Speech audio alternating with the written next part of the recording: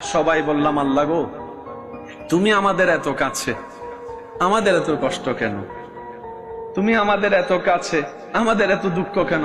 রব বলে, আমি আনা কাছে, আমার দায়িত্ব আমি পালন করেছি, তোর দায়িত্ব তো তুই পালন করস নাই, তোর দায়িত্ব তো তুই পালন করস নাই।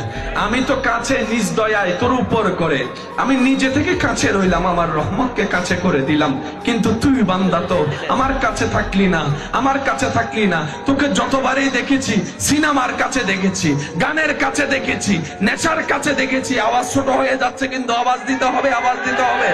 তোকে আমি দেখেছি খেলার কাছে, তোকে পাওয়া গিয়েছে বন্ধুর আড্ডায়, তোকে পাওয়া গিয়েছে প্রেমের জগতে, তোকে পাওয়া গিয়েছে নাচের মধ্যে, পাওয়া গিয়েছে দান্দামির মধ্যে, পাওয়া গিয়েছে তোকে মারামারির মধ্যে, পাওয়া গিয়েছে তোকে মিছিলের মধ্যে, পাওয়া গিয়েছে তোকে সিনেমা দেখার মধ্যে, পাওয়া গিয়েছে তোকে ভ্রমণ ট্যুরে পাওয়া গিয়েছে।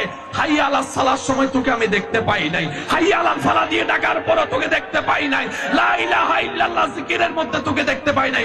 বান্দারে, আমি কাছে ছিলাম, তুই দূরে ছিলি।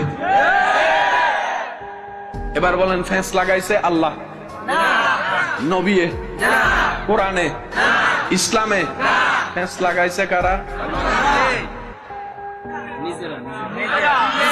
ফেঁস লাগাইছে কারা? শান্তি না পাওয়ার জন্য দোষী কারা?